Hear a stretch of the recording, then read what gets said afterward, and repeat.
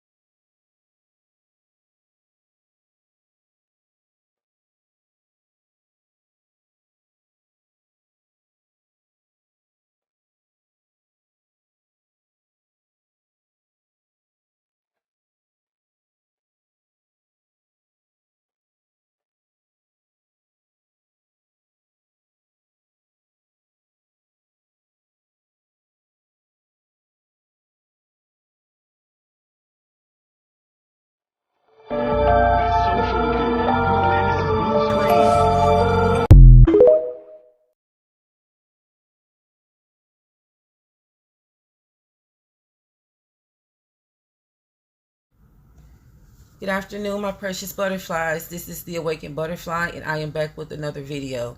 If this is your first time coming across my channel, please stay for the entire video. If you enjoy this type of content, please don't hesitate to subscribe to my channel. Good afternoon, guys. I hope you all are having a blessed and amazing day. I hope everyone is continuing to take care of themselves mentally, physically, and spiritually. I missed you guys so much. I hope everyone had a great weekend. Guys, we're going to be discussing some very important topics. I have some very interesting content coming up for you guys, and I'm pretty sure that you guys will love. Speaking of content, I would like to give a special shout out to one of my lovely supporters by the name of Boston King Josiah's Ministry 8099 for giving me this great topic to touch on today. Thank you so much. And guys, from here on out, each time you guys give me a topic to touch on, I will give you guys a shout out, because I really appreciate you guys being in converse with me and letting me know the type of content that you guys would like to see. It's really important. And as you guys can tell by the title of this video, we will be talking about doppelgangers, and are they replacing our loved ones? And I will also be discussing this topic in relation to the street theater gangstalking tactic. Before I get into this video, I would like to give a shout out to my credible sources: kcur.org, kshb.com, fox4kc.com, and opalbible.info.com. Guys, has anyone ever told you that you look like someone they've seen or met before? Or has anyone ever heard the saying, everyone has a twin? I have actually heard that saying a lot. Well, guys, it's possible that you have a doppelganger. It's possible that we all have a doppelganger. And a doppelganger is a biologically unrelated look-alike. And they are known to not just resemble you, but talk, walk, dress, and act just like you. Now, I know this sounds like something in relation to a video that I did previously talking about the ghosting gangstalking tactic. Well, unlike ghosting, guys, which is when someone steals your identity through possible witchcraft or through stealing your personal documentation, doppelgangers, according to German mythology, are portrayed as an evil twin or as a result of a paranormal phenomena, and are often viewed as harbingers of bad luck. Now, the word doppelganger is a German word meaning double walker. In accordance to Egyptian times, a Kai is referred to as a spirit double that shares the same feelings and memories as the person who serves as a soul counterpart. Now, guys, also in Greek mythology, there was an example of this ghostly phenomena when the Trojan War took place. And this war was waged against the city of Troy, initiated by the Achaeans, which were the Greeks. This war was waged after the king of Sparta lost his wife Helen to Paris, which was the prince of Troy.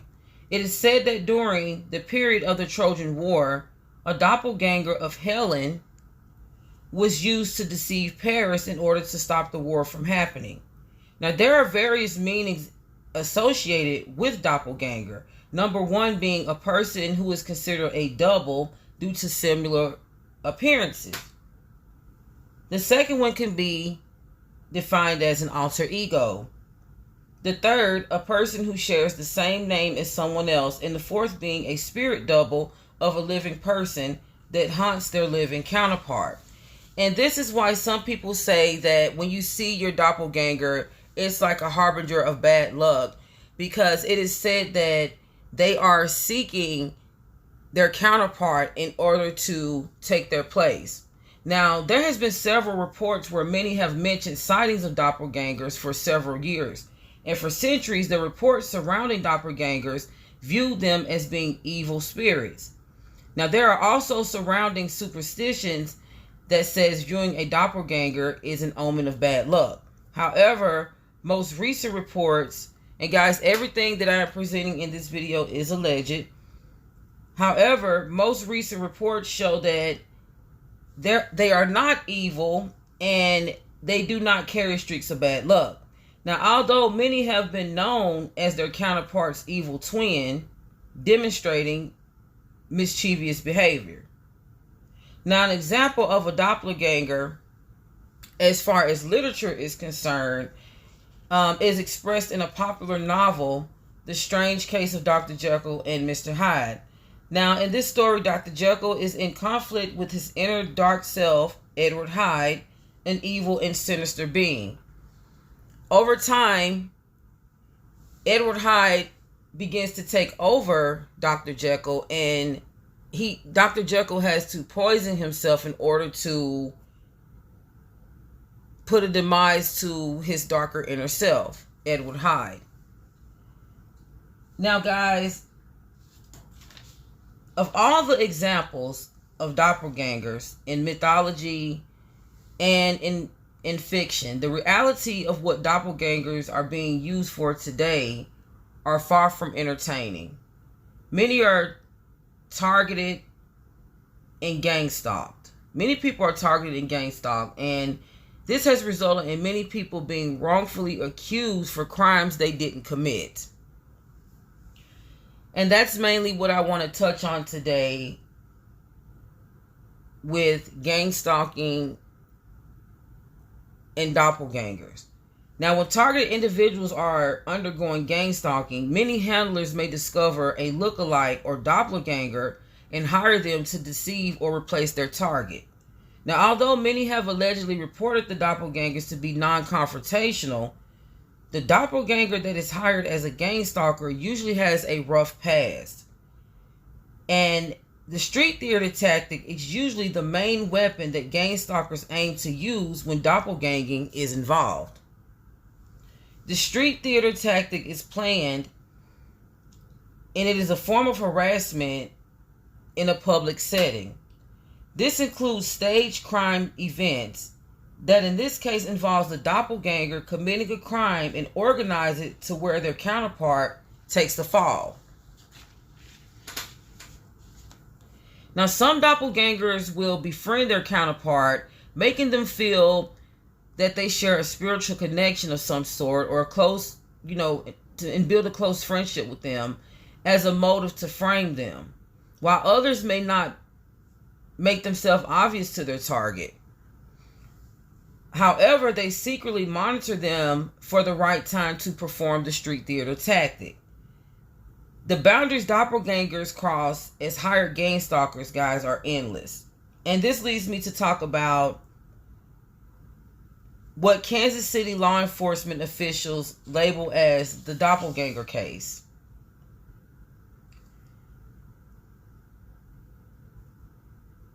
I'm going to play this clip for you guys, and I'll be right back. This is a photo of a man who was sentenced to 20 years in prison simply because he looked like someone else. He was charged for armed robbery simply because police officers couldn't tell them apart. And he later met the man who actually committed a crime while in prison.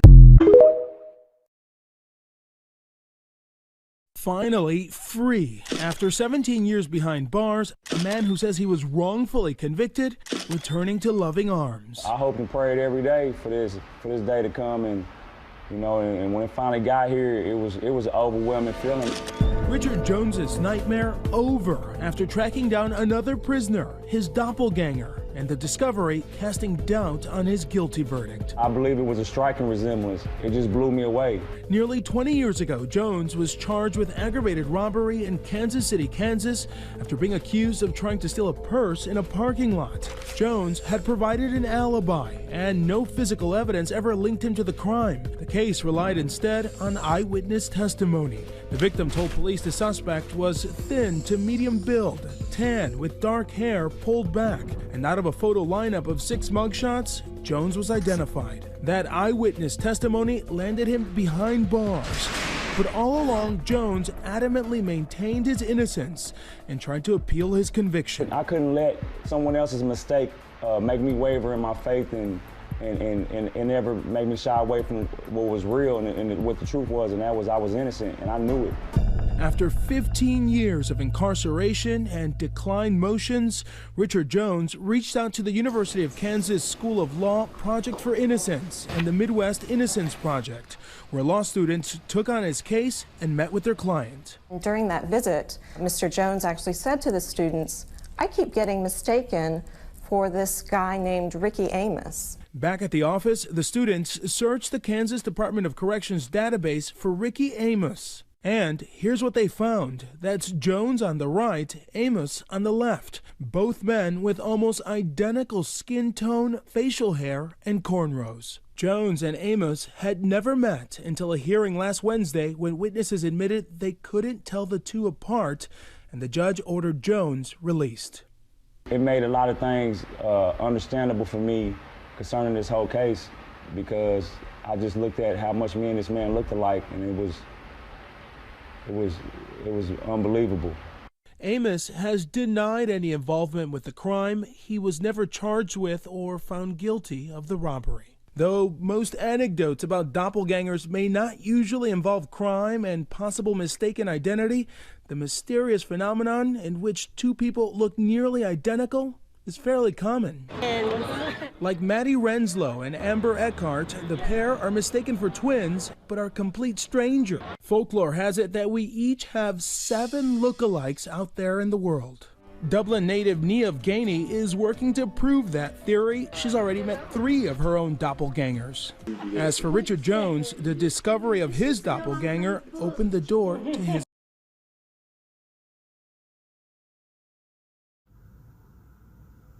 Now guys, as you can see by the clip that I just played, it explains the story of Richard Anthony Jones of Kansas City, Missouri, which was released from prison in 2017 after being falsely accused in a robbery case. In 1999, Jones was wrongfully convicted of trying to steal a purse from a woman in a Walmart parking lot in Kansas City. There was no DNA, physical evidence, or fingerprints that linked him to the crime. His girlfriend also served as an alibi, stating that he was with her when the crime took place. Now, there were 2 eyewitnesses who misidentified him and chose his picture out of 6 mugshots by telling law enforcement that it was either a light-skinned African-American or Hispanic man who committed the robbery. He was released from prison after 17 years. After witnesses say they could no longer identify him in a lineup after discovering another suspect who resembled Mr. Jones. Now, guys, in 2018, Mr. Jones received a payment of $1.1 million from the state of Kansas for being falsely accused for a crime that he didn't commit. Now, the payment is a result of a lawsuit filed by Mr. Jones after his charges were dismissed and his release. He was also given access to housing, education, and healthcare assistance due to his false conviction. The victim of the robbery testified that he was the perpetrator, but later signed an affidavit that stated if she was presented with photos, she wouldn't have been able to tell the two individuals apart. His appeals for his release were denied until his case was taken up as a case study for law students and faculty at the University of Kansas Law School who were working on a post-conviction project and presented evidence proving he was misidentified in the lineup, which made him innocent of the crime. Now, guys, here's a further update of something that took place with Mr. Jones in 2019. Now, remember, he was released in 2017. He filed a lawsuit afterwards and was rewarded of $1.1 million in 2018. Now, in 2019, things took a dark turn for Mr. Jones when he was convicted and pled guilty to possessing a firearm. He was said to be involved in a crime prior to the Doppelganger robbery case, which landed him as a convicted felon, making him not allowed to legally possess a firearm. Now, at this time, guys, he was also charged with drug possession. The conviction was stemmed from a domestic dispute involving Jones, in which he fled the scene from law enforcement. As he was leaving the scene, law enforcement noticed that he was carrying a weapon. He sped away in an endangering speed and crashed after losing control of his vehicle. He possibly faces 10 years in prison without parole for illegal possession of a firearm alone. This is not including the drug charges. Now, guys, after seeing this and after going through all of the evidence that I did,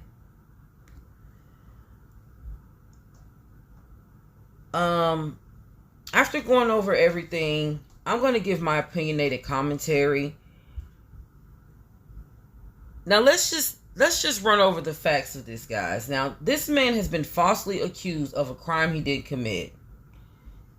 He was released after they found his innocence. He sued the city of Kansas for $1.1 million. He won his lawsuit. The state covered his housing, education, and health care. He was standing in good health, and he was also offered another chance by God to better his life and his family's life. And then he turns around and commits a horrendous crime that lands him back in prison. Now, guys, it is very possible that when the doppelganger commits these street theater orchestrated crimes, that their innocent counterpart is convicted and charged while they roam free. Now, I also feel that in many cases, the target is then replaced by the doppelganger once they are said to be released from prison. Either that, or they were cloned while they were in prison. And I know a lot of people view cloning as a conspiracy. And in my opinion, I really feel that cloning is real. And there's so much evidence in the world that proves it, but without actual evidence, it still serves as a conspiracy. Now, researchers did studies on 32 models who were told to submit DNA samples. They were doppelgangers and all sharing similar identities. Now, scientists found that 9 of the 16 more similar looking models shared the same DNA variations through singular nucleotide polymorphisms. Now, although sharing similarities, they had different traits that were based on past generational experiences. Now, this is making them totally different people from total different walks of life.